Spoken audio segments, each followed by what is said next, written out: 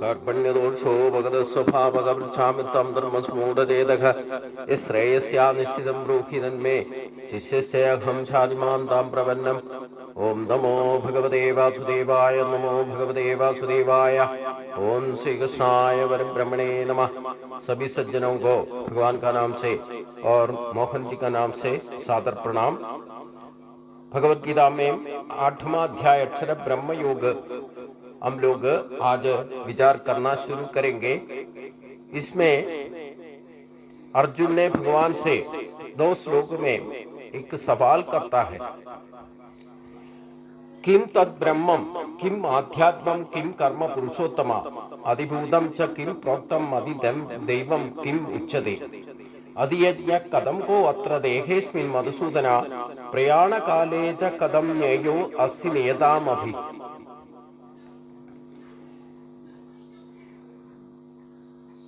ये भगवान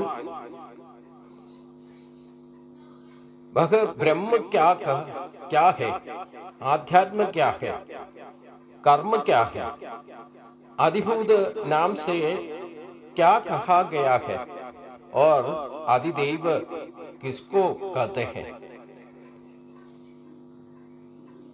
हे मधुसूदन, जहां अधियज्ञ कौन है और वह इस शरीर में कैसे है तथा युक्त चित्त वाला परम पुरुष द्वारा अंतिम समय या मृत्यु समय आप किसी प्रकार जानने में आते हैं। एब्सोल्यूट ब्रह्म क्या है, मतलब what is that Brahma, what is आध्यात्मा या spirit, what is the karma, what is action, what is called अधिदैव, अधिभूत।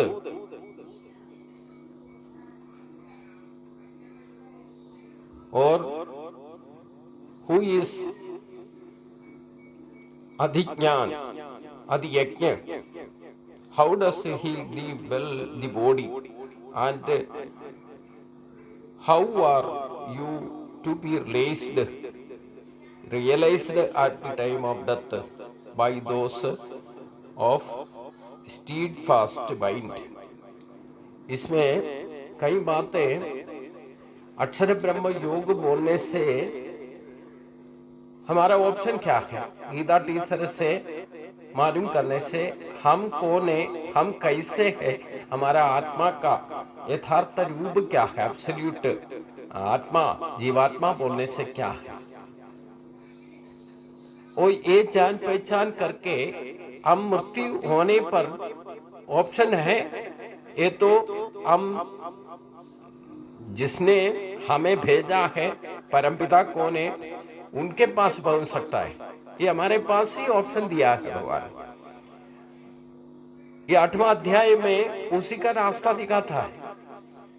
हमें जिंदा होकर के भौतिक सुखों को पीछे भागते हुए उसको पूर्ति नहीं किया, और भी हमने जिंदा रहना है और आगे भी मनुष्य जन्म मिलना करके हम सोचने से उसी का भी ऑप्शन है। जैसे आप सोचते हैं वैसे आप बन सकता है, उसमें कोई संग सदा तद्भाव भाविदा। आप चाहे तो आत्म साक्षात्कार में पहुंचकर भगवान के पास पहुंचने से कभी इसी दिक्कत में ये भूमि में जन्म आकर के दोबारा आने का जरूरत नहीं। और दूसरी, इसी मनुष्य जन्म में जो कुछ चाहता है कि जिस तरीके से जन्म चाहिए, जिस जैसे शरीर चाहिए उसी शरीर ला करके हम वापस आ सकता है। और हमारा जन्म को पूरा पक्षी मृगादि योनियों में भी जाना चाहते हैं। कोई ऐसे पक्षी का जैसे शलभ जैसे उठ के जाने का सोचते हुए हम ऐसे दिवा स्वप्न लेकर के बैठता है कोई लोग।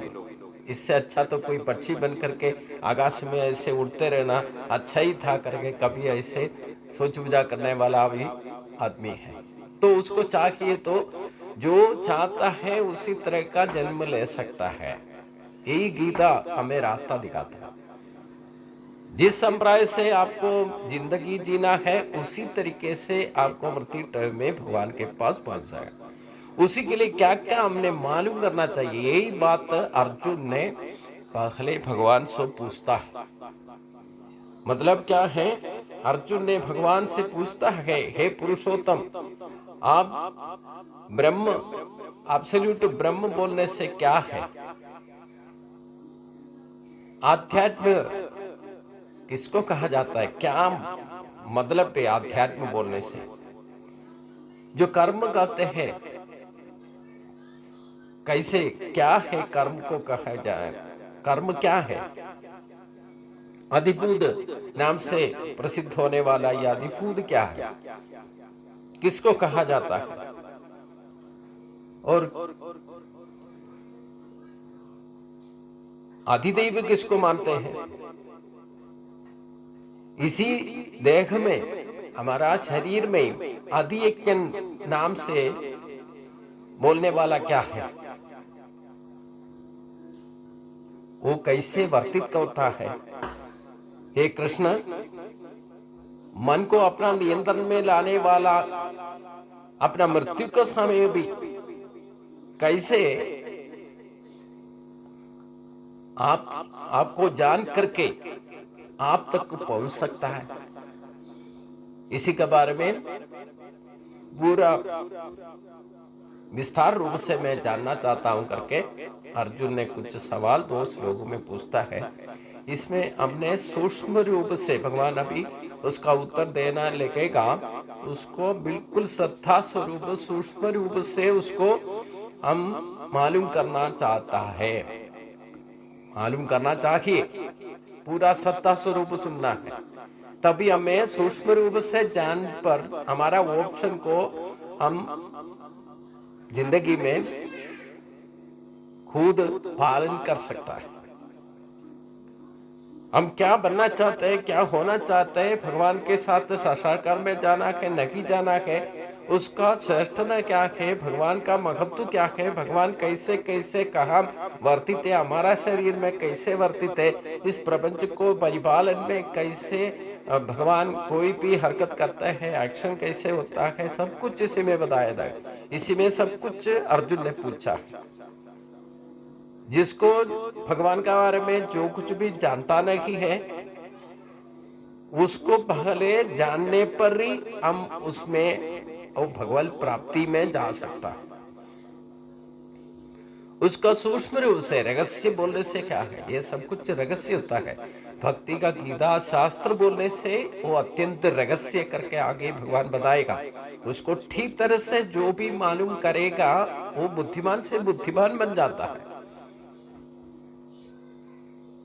तो ये अत्यंत रहस्य बोलने का मतलब क्या है? किसी को बोलना नहीं चाहिए, ऐसे को हम रहस्य माना जाता है। रहस्य इसलिए कहा जाता है आध्यात्मिकता में, रहस्य इसी को कहा जाता है, आपको जल्दी कितना श्रद्धा से पढ़ने पर भी उसको मालूम नहीं पड़ता। उसके बारे में पूरी तरह से भगवान का बारे में कितना भी आप कोशिश करने के बाद भी, बार बार पढ़ने के बाद भी उत्तर जब तक आपको ठीक तरह से मालूम नहीं पड़ता है, तब तक आप बुद्धिमान से बुद्धिमान नहीं बन सकता। इसी को रहस्य कहा जाता है। मतलब आम आदमी को जानना इतना आसान नहीं है। तो भगवान कहते हैं, श्री भगवान वाचा अक्षरम ब्रह्म परमो स्वभावो आध्यात्म उच्यते भूत भावो भवत्कारो विसर्ग कर्म संचिता। सबसे उत्कृष्ट माना जाने वाला जो है उसको ब्रह्म कहा जाता है। मतलब सूर्य को प्रकाश देने वाला, या हमारा आंख को प्रकाश देने वाला, कान से कान जिसको माना जाता है, आंख किसको माना जाता है, जो हमारा शब्द का शब्द माना जाता है, हमारा प्राण का प्राण कहा जाता है, इसी को ब्रह्म कहा जाता है। मतलब हमें का पंचेंद्रियों का जो भी हरकत हम शरीर में करते हैं उसका चेतना स्वरूप हम अनुभव में करने के लिए ईश्वर शक्ति का सानिध्य का बिना हमारा आंख नहीं काम करेगा, कान नहीं काम करेगा, हमारा जीभ नहीं काम करेगा, नाक नहीं काम करेगा, हमारा टोटली शरीर काम नहीं करेगा। जिसका चैतन्य प्रभाव से हम देख सकता है या सुन सकता है कि जो कुछ भी पंचेंद्रिय का हरकत हम कर सकता है, उसी को मानने जाने वाला है ब्रह्म कहा जाता है। ये हमारा शरीर का द्वारा ही हम उसको ठीक तरह से साक्षात्कार अनुभव करना है, केवल विश्वास में नहीं रहना है। इसको हमारा पंचेंद्रिय का द्वारा ही हम अनुभव करना है। उसको अनुभव का स्वरूप हमें मालूम करता है हमारा मन से ही, मतलब 6 इंद्रिय जिसको बोलते हैं वो मन है। भगवान वही भगवान का स्वरूप है करके आगे का 10वां अध्याय में बताएगा। इंद्रियों में मन में ही हूं करके भगवान कहता है। तो पंचेंद्रियों को जो शक्ति से पंचेंद्रिय ठीक तरह से काम करता है, या सूर्य चंद्र प्रपंच में जिस सूर्य चंद्र नक्षत्र गोल जो भी है, जिसका शक्ति का सानिध्य मात्र से वो सब कुछ हरकत करता है, वही उत्कृष्ट माना जाता है। वो एब्सोल्यूट ब्रह्म है। वो कभी उसको नाश नहीं होता, उसका कई कमी शब्द नहीं होता। जो सनातन बोला जाता है वही ब्रह्म कहता है। वही ब्रह्म का स्वभाव का रूप में, जैसे हमारा शरीर में या सूर्य का स्वभाव या चंद्र का स्वभाव, जो कुछ भी इस प्रपंच में सृष्टि हुआ है, उसी का शक्ति का प्रभाव से जो स्वभाव प्रकट होता है, उसी को आध्यात्म कहा जाता है, उसी को जीवात्म भाव कहा जाता है। यदि वही ब्रह्म शक्ति हमारा आत्मा बन करके, पराशक्ति बन करके हमारा शरीर में हमारा हर एक हरकत का सानिध्य देता है, वही शक्ति का प्रभाव से हमारा स्वभाव जो प्रकट होता है, जो अंतर्यामी बन करके भगवान ब्रह्म स्वरूप होकर के हमारा जीवन जीवात्मा बन करके हमारा शरीर में वर्तित करता है, उसी का द्वारा ही हमें प्रकट होने वाला स्वभाव को आध्यात्मिक कहा जाता है। मतलब जो भगवान ने जो कुछ भी इसका बारे में डिटेल में एब्सोल्यूट अर्जुन ने जो कुछ भी पूछा है, उसी का हम हमारा शरीर का द्वारा ही अनुभव स्वरूप मानना चाहिए, मालूम करना चाहिए। तभी भगवान जो कुछ ये भक्ति का ये शरीर के अंदर भगवान का रहस्य महत्व को हमें बताता है, वो हम शरीर का द्वारा ही पहले मालूम करना, पहले उसके बाद ही हम बाहर को उसी नजर से दिखाई देगा। जब तक हम ठीक तरह से हमारा शरीर का द्वारा साक्षात्कार नहीं करते हैं, ये एब्सोल्यूट ब्रह्म को, हम ब्रह्म का स्वभाव को हम ठीक तरह से नहीं मानेगा, तब तक हम आत्म साक्षात्कार नहीं कर सकता और नहीं हमें सर्वात्मा भाव दिखाई देगा।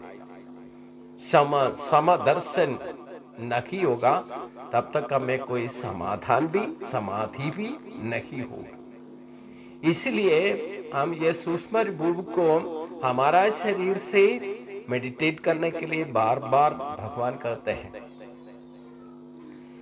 इसलिए हमारा शरीर प्रति अपना अपना शरीर का द्वारा ही जीवात्मा भाव का स्वभाव जो प्रकट होता है, उसी को आध्यात्म कहा जाता है।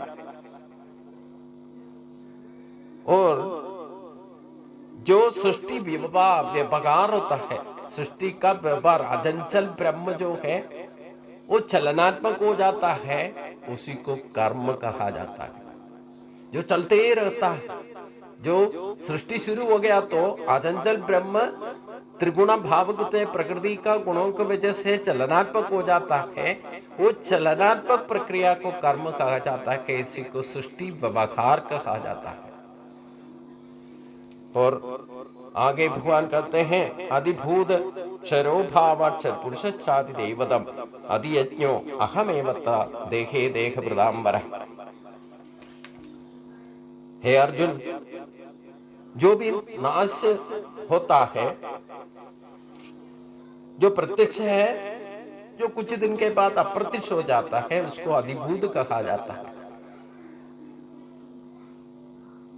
जो सृष्टि होने के बाद जो भी चीज नाश हो जाता है, वो क्षर होने दो अक्षर होने दो, मतलब हमारा शरीर नाश रहित नहीं है, वो नाश हो जाएगा, नष्ट हो जाएगा। उसी को ये शरीर को अधिभूत कहा जाता है। हमारा शरीर का द्वारा ही भगवान ने जो उत्तर देता है उसको पहले अनुभव करना करके मैंने बताया है।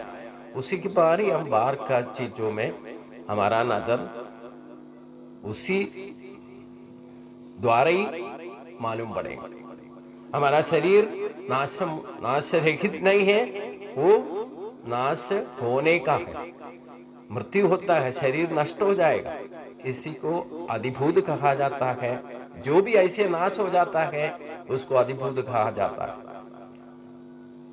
और हर एक शरीर में इंद्रिय मनोबुद्धि का जो भी शक्ति विशेष कहा जाता है उसी को आदिदैवत कहा जाता है या दैवाधीन कहा जाता है। मतलब जो जीवात्मा भाव में भगवान का शक्ति का वजह से ही हमारा इंद्रिय मनोबुद्धि प्रचलित होता है। जो भी हरकत करते हैं, जो भी इंद्रिय अपना मर्जी से यूज करता, तो भी वो प्रवर्तित होने के लिए एक शक्ति चाहिए। वो शक्ति भगवान का ही जीवात्मा भाव में हमारा शरीर का द्वारा ही वो शक्ति प्रकटित होता है। उसी को दैवाधीन कहा जाता है या अधिदैवत कहा जाता है। इसी शरीर में मैं ही अधियज्ञ कहा जाता है। मतलब हमारा जीवात्मा पराशक्ति का रूप में हमारा शरीर का यजमान बन करके, मालिक बन करके बैठा, उसी को अधियज्ञ कहा जाता है। जो भी उत्पत्ति नाश होने वाला वस्तु जो भी है वो सब अधिभूत है। इंद्रिय मनोबुद्धि अनुग्रहित रूप में हमारा शरीर में वर्तित होकर के जो प्रवृत्ति करने का शक्ति विशेष प्रदान करने वालों को दैवाधीन अधिदैवत कहा जाता है। जो भी शरीर में अंतर्यामी बन करके परमात्मा स्वरूप जीवात्मा बन करके हमारा शरीर में वर्तित है, उसी शक्ति को अधियज्ञ कहा जाता है। मतलब जड़ा उपाधियों में इंद्रिय मनोबुद्धिകളെ प्रवर्तित करने वाला जो भी शक्ति विशेष माना जाता है, वही अंतर्यामी बन करके परमात्मा स्वरूप में हमारा शरीर में जीवात्मा भाव में एक सत्य वस्तु एब्सोल्यूट ब्रह्म का भाव हमारा शरीर से हम अनुभव करना है। इसी को मालूम करके आगे अंतकाले च मामेव स्मरन् मुक्ता कलेबरम या प्रयादिसमद्भावम यादि नासत्य संशय।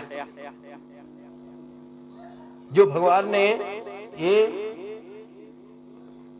दो श्लोक में जो कुछ भी भगवान ने बताया, जो एब्सोल्यूट ब्रह्म को अपना इंद्रिय मनोबुद्धि से अनुभव करेगा, उसी को सोच विचार में लाके पूरा जिंदगी उसी का तरक, उसी का शक्ति के वजह से हम आगे बढ़ता है।